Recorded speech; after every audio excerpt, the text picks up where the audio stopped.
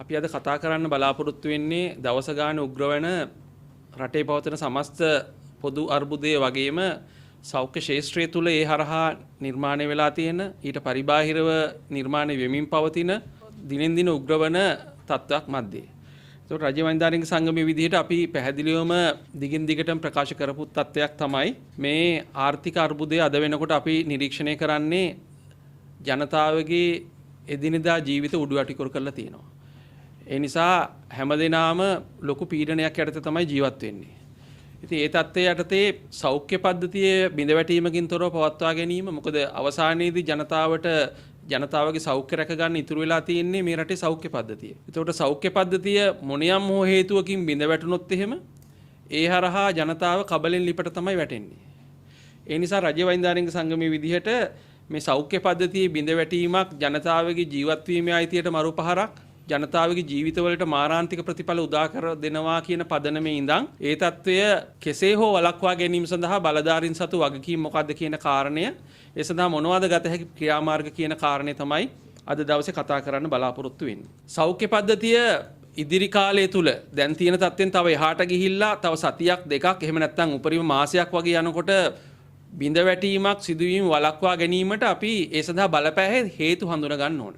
රාජ්‍ය වෛද්‍යාරික සංගමයේ විදිහට මේ මොහොතේදී පවතින සෞඛ්‍ය තත්ත්වයේ ඒ තත්ත්වයන් ඉදිරි කාලය තුල බිඳවැටීම සඳහා බලපෑ හැකි ප්‍රධාන හේතු දෙකක් හඳුනාගෙන තියෙනවා. ඒකෙන් පළවෙනි හේතුව තමයි අත්‍යවශ්‍ය ජීවිතාරක්ෂක ඖෂධ ඇතුළුව රෝගවලට රෝගීන්ට සුලභව භාවිතා කරන ඖෂධ ගණනාවක මේ මොහොතේදී ඇති වෙලා තියෙන හිඟය උග්‍ර හිඟයක් බවට පත් වෙලා දැඩි සත්කාර ඒකකවල ඖෂධ පවා හිඟවීමේ තත්වයක් නිර්මාණය වෙමින් තියෙනවා. ඒ නිසා ඒ සම්බන්ධයෙන් අද දවසේ කඩිනමින් ක්‍රියාත්මක වුනේ නැත්නම් ඉදිරි මාසයක කාලය තුල සෞඛ්‍ය පද්ධතිය ඖෂධ හිඟය හරහා ඊටාම තීරණාත්මක ලෙස බිඳවැටීමට නියමිතයි. දෙවෙනි කාරණය සමහර විට ඊටත් වඩා බරපතල වෙන්න පුළුවන්. අපි මොන විදියකින් හරි ඖෂධ ටික රෝහල් වලට දීලා ඖෂධ සහ අනික් පහසුකම් රෝහල් වල ස්ථාපිත කළත් රෝහල් වල ඉන්න වෛද්‍යවරු ඇතුළු සෞඛ්‍ය කාර්ය මණ්ඩල වලට රාජකාරියට එන්න වටපිටාවක් නැත්තම් විශේෂයෙන් මේ පවතින ඉන්ධන අර්බුදය හරහා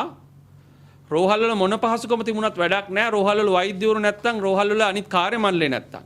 ඒ නිසා දෙවෙනි තීරණාත්මක සාධකය තමයි සෞඛ්‍ය කාර්ය මණ්ඩලයට රෝහල් වෙත ළඟා වීම සඳහා රාජකාරියට පැමිණීම සඳහා අවශ්‍ය වටපිටාව ඒ සඳහා අවශ්‍ය කරන පහසුකම් සම්පාදනය කිරීමකින් තොරව සෞඛ්‍ය පද්ධතිය ඉස්සරහට ගමන් කිරීමක් සිද්ධ වෙන්නේ නැහැ. තමුන්නාන්සලා පහුගිය දවස්වල දැක්කා ජනමාධ්‍යම වාර්තා කරලා තිනවා පුද්ගලයෝ විදිහට සමහර රෝහල් විදිහට ඒ රෝහල් වල සහ ඇති වෙලා තියෙන තත්ත්වයන් සමහර විශේෂඥ වෛද්‍යවරුන්ට පවා පැය 10 12 තෙල් පෝලිං වල ඉන්න වෙලා තිනවා අත්‍යවශ්‍ය වෙච්ච සමහර ශල්‍ය කර්ම පවා ප්‍රමාද කරමින්. මේක ඊටාම අවාසනාවන්ත තත්ත්වයක්. ඒ අනුව රාජ්‍ය වෛද්‍යාරික සංගම විදිහට මේ තත්ත්වයන් සඳහා කඩිනම් විසඳුම් ලබා දීම බලධාරීන් සතු අත්හල නොහැකි වගකීමක් විදිහට අපි සලකනවා. මොකද අවසාන ප්‍රතිඵලය තමයි ජනතාවට ජීවිත වලින් වන්දි ගෙවන්න වෙන්නේ. එක පැත්තකින් ඖෂධ හිඟේ අනිත් පැත්තෙන් ඖෂධ දුන්නත් රෝහල් වල වැඩ කරන කාර්ය මණ්ඩලේ නැත්තම් ඒ ඖෂධ වලින් ප්‍රතිඵලයක් ගන්නත් බැරි වෙනවා. ඉතින් මේ කාරණා දෙකම එක හා සමාන වැදගත් තත්ත්වයක් කියලා අපි සලකන හින්දා තමයි අපි මේ කාරණේ ගැන මේ විදිහට කතා කරන්නේ. ඒතකොට විශේෂයෙන්ම රාජ්‍ය වෛද්‍යාරික සංගම විදිහට පහුගිය කාලය තුලත් අපි දිගටම කියපු දෙයක් තමයි විශේෂයෙන් මේ ඖෂධ හිඟය ගැන කතා කරනකොට අපි නිරීක්ෂණය කරන දේ තමයි මේ ඖෂධ හිඟය හුදෙක් මේ ආර්ථික අර්බුදය හරහාම නිර්මාණය වෙච්ච දෙයක් නෙමෙයි. විශේෂයෙන්ම ආකාරක්ෂම පරිපාලනය, තොග කළමනාකරණය කිරීමේදී, ඇනවුම් කිරීමේදී ඊටත් කලින් අවස්ථාවට ගියොත් එහෙම ලියාපදිංචි කිරීම ඇතුළු මේ හැම ක්‍රියාවලියෙම තියෙන යම් යම් ආකාරක්ෂමතාවයන්. ඒ වගේම යම් යම් දූෂිත ගනුදෙනු පැහැදිලිවම බලපාලා තියෙනවා අද දවසේ මේ තියෙන තත්ත්වයට. ඒ සැපයුම්කරුවන්ට මුදල් ගෙවීමේ ඇති වෙලා තියෙන ප්‍රශ්න, සැපයුම්කරුවන් ලියාපදිංචි කිරීමේ ඇති වෙලා තියෙන ප්‍රශ්න, තොග බෙදා හැරීමේදී ඇති වෙලා තියෙන ප්‍රශ්න මේ සියල්ලම අද දවසේ මේ පවතින තත්ත්වයට බලපාලා තියෙනවා. ඒ නිසා රාජ්‍ය වෛද්‍යාරික සංගමයේ විදිහට මෙන්න මේ කියන කාරණයක් එක්ක අපි ප්‍රධාන යෝජනා 3ක් දෙනවා මේ ඖෂධ හිඟේ කළමනාකරණය කර ගැනීම සඳහා. ඒ තමයි පළවෙනි එක තමයි රාජ්‍ය වියදම් ප්‍රමුඛතාගත කිරීමේදී සෞඛ්‍ය විශේෂයෙන්ම ඖෂධ මිලදී ගැනීම සඳහා මේ ප්‍රමුඛතාවය කොතනද කියලා රජයේ ප්‍රතිපත්තිමය තීන්දුවක් ගත යුතුයි. දැන් ලෝක බැංකුවෙන් අපිට මුදල් සැපයුවොත් එහෙම ඖෂධ මිලදී ගැනීම සඳහා වෙන් කළා. ඒ මුදල අනිවාර්යයෙන්ම එතකොට ලෝක බැංකුවෙන් ඒක දීලා තියෙන්නේම ඖෂධ මිලදී ගැනීම සඳහා ඒක දෙපාරක් හිතන්න ඕනේ නැහැ වෙන දෙයකට යොදවනවාද කියලා. මොකද අත්‍යවශ්‍ය ජීවිතාරක්ෂක ඖෂධ තමයි අපිට ඉදිරි කාලය තුල හිඟ වෙන්න නියමිත වෙලා තියෙන. ඒ නිසා අපි විශේෂයෙන්ම රජ්‍ය වන්දාරින් සංඝ විදියට රාජ්‍ය වියදම් ප්‍රමුඛතාගත කිරීමේදී රෝහල් පද්ධතිය තුල අත්‍යවශ්‍ය ජීවිත ආරක්ෂක ඖෂධ ඇතුළුව සුලභව භාවිතා කරන ඖෂධ මිලදී ගැනීම සඳහා අවශ්‍ය මුදල් බාධාවකින් තොරව සෞඛ්‍ය අමාත්‍යාංශ සෞඛ්‍ය පද්ධතියට ලැබෙන ක්‍රමවේදයක් බලධාරීන් විසින් රජය විසින් සකස් කළ යුතුයි කියලා අපි යෝජනා කරනවා. දෙවෙනි කාරණේ රෝහල් පුරා දිවයින පුරා තියෙන රෝහල් පද්ධතිය. අපි ගත්තාම ඖෂධ භාවිතා කිරීමේ රටාවන් තියෙනවා. දැන් උදාහරණ විදිහට අපි ගත්තොත් එimhe කොළඹ ජාතික රෝහලේ ඖෂධ භාවිතා කරන රටාවට වඩා යම් මට්ටමකින් මේ ප්‍රමාණයන් ගත්තාම වෙනත් මූලික රෝහලක ඖෂධ භාවිතා කරන රටාව ඊට වඩා වෙනස් වෙන්න පුළුවන්. ඒතකොට මේ රටාවන් හරියට තේරුම් අරගෙන අපි මේ ඖෂධ සැපයුම ඒකාකාරී විදිහට සහතික කරන්න ඕනේ ඒ අදාළ රෝහලට ගැලපෙන විදිහට. දැන් සමහර වෙලාවට අපි ඒ රෝහලේ පහුගිය වර්ෂ කිහිපයක සහ පහුගිය කාර්තු වෙන්න පුළුවන් ඒ තියෙන තත්ත්වයන් අධ්‍යයනය කරන්නේ නැතුව අපි ඖෂධ අර බෙදා හැරීම සිද්ධ කළොත් එහෙම ඒකාකාරී නොවන සැපයුමක් අවසානයේ සමහර විට කෙටි කල්ලිකුත්වීමේ දිනයක් නම් තියෙන්නේ. හරි කළමනාකරණයකින් තොරව රටේ මුදලුත් අපතේ ගිහිල්ලා ඖෂධ අපත යාම තමයි සිද්ධ වෙන්නේ. ඒ නිසා මේ බෙදා හැරීම ඇතුළුව ඒ තියෙන තත්ත්වයන් ඒකාකාරී විදිහේ රෝහල් වල සහතික කිරීම සඳහා කටයුතු කළ යුතු දැඩි සත්කාරයක තියෙන රෝහල් මොනවාද? ඊගාවට OPD එහෙම නැත්නම් බාහිර ප්‍රතිකාරාංශවලද රෝගීන් එන විෂමතාවයන් මොනවද? එක එක රෝහල් වල ඒ කියන තත්ත්වයන් අධ්‍යයනය කළා රෝහල් වල බෙදා හැරීම වැඩි තැන් වලින් අඩු තැන් වලට යොමු කළා මේ මොහොත කළමනාකරණය කරගන්න කටයුතු කළ යුතුයි. තුන්වෙනි කාරණේ තමයි මේ වෙන විටත් ලැබෙමින් පවතින සහ ලැබිලා තියෙන ඖෂධ සඳහා වන ආධාර සහ පරිත්‍යාග නිසි ලෙස කළමනාකරණය කරන්න ඕනේ. දැන් සමහර පරිත්‍යාග අපිට පැමිණිලි ලැබිලා තියෙනවා ඖෂධ සැපීම අංශයට ලැබුණාට පස්සේ යම් කාලයක් ගත වෙනවා ඒ බෙදා හැරීම සඳහා. එහෙම නැත්නම් කාර්යක්ෂම ජාලයක් ශක්තිමත් තියෙන පවතින ජාලයන් ශක්තිමත් කළ යුතුයි. කාර්යක්ෂතව ඊටාම කෙටි කාලයක් ඇතුළත මේ ඖෂධ රෝහල් වෙත රෝගීන් වෙත ළඟා වෙන ක්‍රමවේදයක්. එහෙම නැත්නම් අර ආධාර පවා එක තැන ගොඩ ගැහුනොත් එහෙම ඒ ආධාර දෙන අයගේ එක පැත්තකින් විශ්වාසය පළදු වෙනවා සෞඛ්‍ය අමාත්‍යාංශය කෙරෙහි අපේ පද්ධතිය කෙරෙහි. අනිත් පැත්තෙන් රෝගීන්ට මේ ආධාරවල සහ පරිත්‍යාගවල නිසි ප්‍රයෝජන ලැබෙන්නේ නැහැ. ඒ නිසා අපි කරුණාවෙන් ඉල්ලා සිටිනවා මෙන්න මේ කියන කාරණා සැලකිල්ලට අරගෙන දිවයින පුරා ඒකාකාරී අවශ්‍ය තැනට අවශ්‍ය ඖෂධය ලැබෙන රෝගීන් කිසි කෙනෙක් ඖෂධ නැතුව හැරිලා යන්නේ නැති අඩුම ගන්න විකල්ප හඳුනගෙන ඒ විකල්ප වලට ගැලපෙන ඖෂධ හෝ රෝහල් වල සහතික කිරීම සඳහා මෙන්න මේ වැඩපිළිවෙල ඔස්සේ කටයුතු කළ යුතුයි කියන කාරණය. ඒතර ඒක ඖෂධ හිඟය සම්බන්ධයෙන්. දෙවෙනි කාරණේ අපි ගත්තාම ඉන්ධන මේ මොහොතේදී ඇති වෙලා තියෙන අර්බුදකාරී තත්ත්වය. ඉන්ධන අර්බුදය හරහා සෞඛ්‍ය කාර්ය මණ්ඩලයට සේවයට වාර්තා කරන. අද උදේත් කතා කළා රත්නපුර රෝහලේ හදිසි ප්‍රතිකාර සේවාව ඇරුණාම අනිත් ප්‍රතිකාර සේවාව කටයුතු සඳහා ලොකු බාධාවක් මේ වෙනකොට එල්ලෙලා තියෙනවා. පහුගිය දවස්වල අපි දැක්ක අනුරාධපුර රෝහලේ ඇති වෙලා තියෙන තත්ත්වය. ඒකට කළුතර රෝහලේ මතුවෙමින් තියෙන තත්ත්වය. මේ වගේ මම මේ රෝහල් දෙක තුනක නම් කිව්වට සමස්තයක් විදිහට දිවයින පුරා තියෙන රෝහල් පද්ධතියෙම මේ වෙනකොට මේ අර්බුදය ඊටාම උග්‍ර විදිහට මතුවෙමින් තියෙනවා. ඒ නිසා අද දවසට වඩා හෙට දවස දරුණු වෙන්න තමයි ඉඩ තියෙන්නේ. මොකද මේ මොහොතේදී රටේ තියෙන තෙල් සංචිත අපි දන්නවා. ඒ නිසා අපි බලධාරීන් ඉල්ලන්නේ මේ තත්ත්වය. මොකද මේ සෞඛ්‍ය සේවාව කියන්නේ අපි තේරුම් ගන්න ඕන දෙයක් තමයි අත්‍යවශ්‍ය සේවාවට එහා ගිය එක. රෑ 12ටත් වෛද්‍යවරුන්ට සෞඛ්‍ය කාර්ය මණ්ඩලයේ රෝහලට එන්න සිද්ධ වෙනවා. ඒ කියන්නේ essential service එකක් කියන වචනයෙන් එළියට ගිහිල්ලා emergency service එකක් කරන තැනක්. ඒ කියන්නේ හදිසි ප්‍රතිකාර කටයුතු සඳහා නිරන්තරයෙන්ම සූදානම් වෙලා ඉන්න තැනක්. ඒතකොට ඒක අමතක නොකළ යුතුයි. මොකද ජනතාවගේ ජීවිත රැඳිලා තියෙන්නේ ඖෂධ ටික වගේම රෝහල් කාර්ය මණ්ඩලයේ රෝහල ඉන්නවද නැද්ද කියන එකත් එක්ක. ඒ හින්දා මේ සියලු පහසුකම් ඖෂධ ඒ සියල්ල ලබා දුන්නත් රෝහල් වල වෛද්‍යවරු නැතුව සෞඛ්‍ය කාර්ය මණ්ඩල නැති වුණොත් එහෙම උග්‍ර අර්බුදයකට යන්න වෙනවා. අවසානයේදී මොකද්ද සිද්ධ වෙන්න ඉඩ තියෙන්නේ? අඩුම ගානේ වැඩ වර්ජනයකටවත් සම්බන්ධ කරගන්න නැති. ඒ කියන්නේ අපිට ඊටාම දරුණු ගණේ වෘත්තීය ප්‍රශ්නයක් වුණත් අපි අනිවාර්යයෙන්ම වැඩ වර්ජනයකටවත් සම්බන්ධ කරගන්න නැති රෝහල් ටිකක් තියෙනවා.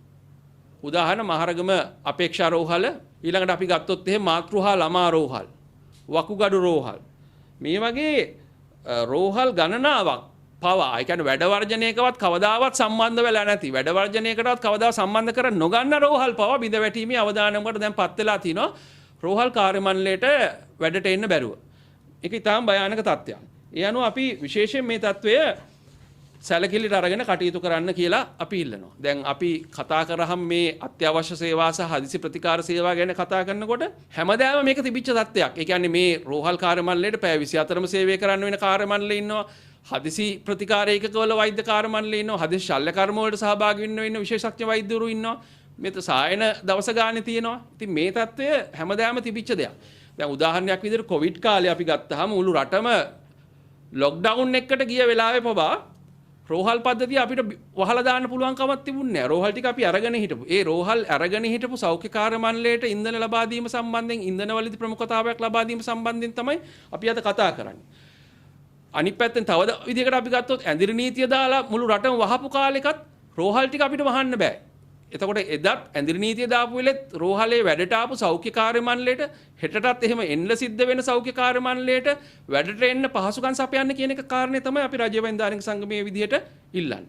ඊකට පහුගිය කාලේ ආව සතියේ දවස් දෙකක් ගෙදර ඉන්න සිකුරාදා දිනේ නිවාඩු දිනයක් දෙන රාජ්‍ය පරිපාලන චක්‍ර ලේඛාවල්. ඒ චක්‍ර ලේඛාවලත් පැහැදිලිව තියෙන දේ තමයි සෞඛ්‍යයට මේක අදාළ නැහැ කියලා. ඒ කියන්නේ රාජ්‍ය පරිපාලන අමාත්‍යාංශයෙන් මුළු රටේම රාජ්‍ය සේවයට නිවාඩු දෙන දවසකත් වැඩට එන්න ඕනේ.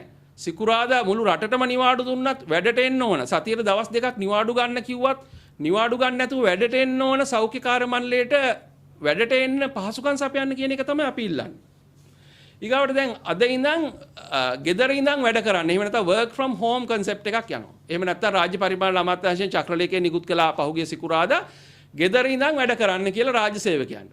ඒතකොට තමුන්නාසලා දන්නවා ශල්‍ය වෛද්‍යවරයෙක් ගෙදර ඉඳන් වැඩ කරන්නේ කොහොමද කියලා. සායනයක ප්‍රතිකාර දෙන වෛද්‍යවරයෙක් රෝගියා සායනයේ ඉඳද්දි කොහොමද ගෙදර ඉඳන් වැඩ කරන්න කියලා මේ තියෙන පහසුකම් යටතේ. ඒ නිසා ඒ රාජ්‍ය පරිපාලන චක්‍රලේඛ මොක නිකුත් කළත් ගෙදර ඉඳන් වැඩ කරන්න කිව්වත් සිකුරාදා නිවාඩු ගන්න කිව්වත් ඒක කරන්න බැරි. දවස ගානේ පැය 24ම රෝහලට යා යුතු වෛද්‍යවරු නැතු සෞඛ්‍ය කාර්ය මණ්ඩලයට වැඩට යන වැඩපිළිවෙලක් හදන්න කියන එක තමයි අපි මේ ඉල්ලන්නේ. ඒතර මේ විදිහට අපි ගත්තාම රට පුරාම මේ தත්ත්වය අඩු වැඩි වශයෙන් බලපාලා තියෙනවා. අපි රජ්‍ය වෛද්‍යානික සංගමයේ විදිහට ප්‍රධාන වශයෙන් ඉල්ලීම් තුනක් කරනවා මේ தත්ත්වය කළමනාකරණය කරගන්න. ඒ තමයි පළවෙනි ඉල්ලීම තමයි රට තුල මේ වෙනකොට ඊටාම සීමිත ඉන්ධන තොග පවතින කියන එක කාටවත් රහසක් නෙමෙයි. දැන් ඊයේ මම දැක්කා බලශක්ති අමාත්‍යතුමාම පවතින තොග පිළිබඳ රටට කරුණු ඉදිරිපත් කළා. ඒක හොඳයි. ඒ නිසා අපි තේරුම් ගත යුතුයි මේ පවතින සීමිත ඩීසල් මෙට්‍රික් ටොන් මෙච්චරයි තියෙන්නේ, පෙට්‍රල් මෙච්චරයි නම් තියෙන්නේ. ඒ ටික බෙදා හැරීමේදී ප්‍රමුඛතාවය කොතෙන්ද තියෙන්න ඕන. එතෙන්දී අර මම ඉස්සෙල්ලා කියපු විදිහට එසෙන්ෂල් සර්විස් එකකට අමතරව ඉමර්ජන්සි සර්විස් එකක් නම් සෞඛ්‍ය ඒ කාරණේ බැහැර කළා ඉන්ධන බෙදා හැරීම සිද්ධ කරන්න බෑ. මොකද අවසානයේදී බිඳ වැටෙන රෝහල් පද්ධතිය අවසානයේදී වන්දි ගෙවන්න වෙන්නේ රෝගීන්ට තමන්ගේ ජීවිතවලින්. ඒ නිසා මේ රට තුල පවතින ඉන්ධන තොග මොකද මේ පවතින ඉන්ධන තොග හරහා අපිට දෙන පණිවිඩය තමයි අපිට මේ තියෙන ඉන්ධන තොග පාවිච්චි කරලා විනෝද ගමන් යන්න පුළුවන්ද? අපිට මේ තියෙන ඉන්ධන තොග පාවිච්චි කරලා අපිට වන්දනාවේ යන්න පුළුවන්ද? අපිට මේ තියෙන ඉන්ධන තොග පාවිච්චි කරලා නෑගම් යන්න පුළුවන්ද? අපිට මේ තියෙන ඉන්ධන තොග පාවිච්චි කරලා ක්‍රිකට් මැච් බලන්න යන්න පුළුවන්ද? මේ ප්‍රමුඛතාවය මම එකක්වත් විවේචනය කරනවත් මේවා කරන්න එපා කියනවත් නෙමෙයි. නමුත් රජයේ ප්‍රතිපත්තිමය තීන්දුවක් ගත යුතුයි. මේ හැම දෙයකම ඉන්ධන තියෙනවා නම් කිසි ප්‍රශ්නයක් නැහැ. ඒ නිසා අපි රජයට යෝජනා කරන්නේ ජනතාවට කියන්න මොකද්ද මාර්ගෝපදේශයක් දෙන්න. මෙන්න මේවට තමයි අපිට මේ මොහොතේ පවතින තොග. මෙන්න මේ දවස් ටිකේ අපිට මේවා තමයි කරන්න වෙන්නේ කියන පණිවිඩය ජනතාවට දෙන්න. අඩුම ගානේ එතකොට මේක තේරුම් ගන්න පුළුවන් ජනතාවක් ඒකට අනුගත වෙයි. මේ රටට අද පත් වෙලා තියෙන තත්ත්වය ආපස්සට හැරලා අපි බලනකොට අපි හැමදාම පෙන්වලා දුන්න දේ තමයි හරි තීරණ හරි වෙලාවෙදී නොගැනීම හරහාද කොවිඩ් වෙලාවෙදිත් අපි කියපු කාරණේ තමයි ඕක. හරි තීරණ හරි වෙලාවෙදී නොගැනීම සමස්ත රටක් පද්ධතියක් බිඳ වැටෙන්න හේතුවක් වෙන්න පුළුවන්. ඒතකොට මේ ඉන්ධන අර්බුදයේදීත් අපි එකම තමයි දකින්නේ. දැන් උදාහරණ විදිහට පහුගිය සතියාන්තයේ දැන් මේ සතියාන්තේ නෙවෙයි ඊට ඉස්සෙල්ලා තිබිච්ච සතියාන්තයේ දීර්ඝ නිවාඩුවක් ආවා. ඒ නිවාඩුව එන්න කලින් ඒ සතියන්තය කළමනාකරණය කරගන්න හරි උපදෙසක් ජනතාවට දුන්නා නම් අපි දැක්ක නුවරඑළිය කොච්චර හිටියාද කියලා. අපි දැක්ක අනුරාධපුරේ වන්දනාවට කොච්චර ගියාද කියලා.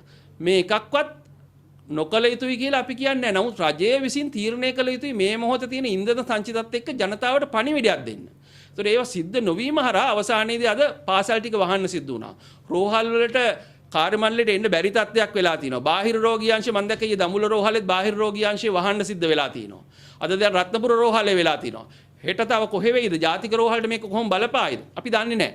ඒ නිසා නිසි තීරණ නිර්භයව කඩිනම්ම නිසි වෙලාවේදී ගැනීම තමයි අර්බුද වළක්වා ගැනීම සඳහා කළ යුතු කාරණේ. ඒතකොට ඒකේ තියෙන අඩුපාඩුව මුළු රටක්ම අද වන්දි ගෙවනවා. ඒ නිසා අඩුම ගානේ දැන්වත් අපි බලධාරීන්ට යෝජනා කරන්නේ මේ හදිසි සේවාවන් පවත්වාගෙන යාම සඳහා අත්‍යවශ්‍ය සේවාවන්ට අමතරව අත්‍යවශ්‍යයෙන්ම ප්‍රමුඛතාව ලබා දිය යුතුයි කියන කාරණය. දෙවැනි යෝජනාව තමයි අපි ඉදිරිපත් කරන්නේ සෞඛ්‍ය කාර්ය මණ්ඩලයට සේවා ස්ථානවලට වාර්තා කිරීමට අවශ්‍ය ඉන්ධන ලබා ගැනීම සඳහා අවශ්‍ය කරන ප්‍රායෝගික වැඩපිළිවෙළක් සකස් කරන්න කියලා. මෙතෙන්දී විශේෂයෙන්ම ස්තුතිවන්ත වෙන්න ඕන බලශක්ති අමාත්‍ය කංචන විජේසේකර මැතිතුමාට. එතුමා අපි පහුගිය සතිය අපි අන්තිමට සිකුරාදා අපි බලශක්ති අමාත්‍යතුමා හම්බ වුණා එතුමාගේ අමාත්‍යාංශයේදී. එතෙන්දී අපි ප්‍රායෝගිකව මේ සඳහා ක්‍රියාත්මක විය හැකි ආකාරය සම්බන්ධව එතුමාට පෙන්වලා දුන්නා. ඊටාම සුබදායි ප්‍රතිචාර ගණනාවක් බලශක්ති අමාත්‍යතුමාගේ පැත්තෙන් ලැබුණා. රජයේ වෛද්‍යාරික සංගමය විශේෂම සෞඛ්‍ය අමාත්‍යාංශය නියෝජනය කරන නිලධාරීන් සමග තමයි සාකච්ඡාවට සහභාගී වුණේ.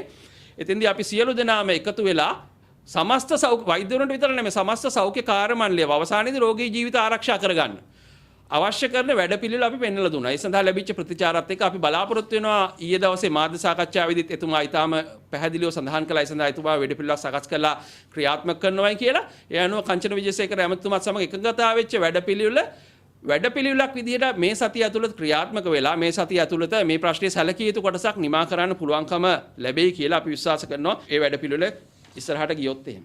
ඊළඟට තුන්වෙනි කාරණේ තමයි පොදු ප්‍රවාහනය සම්බන්ධයෙන්. එතකොට අද වෙනකොට තත්ත්වයේ යම් සුබදායි තත්යකට ඩීසල් දැන් ගොඩ බාලා තියෙන හින්දා වුණත් ඉදිරියේදී නැවත මොන වගේ තත්ත්වයක් එයිද කියලා අපි දන්නේ නැහැ. ඒ හින්දා පොදු ප්‍රවාහනය සේවාවන් කෙටි කාලීන වැඩපිළිවෙලක් හරහා ශක්තිමත් කරන්න හැකි සියලු දෙනාටම සෞඛ්‍ය කාර්ය මණ්ඩලයේ හැකි සියලු දෙනාටම එම සේවාවන් භාවිතා කිරීම දිරිමත් කරන්න ඒ වගේම මේ සඳහා පහසුකම් සපයීම සඳහා බලධාරීන් වැඩපිළිවෙලක් සකස් කළ යුතුයි කියලා අපි යෝජනා කරනවා.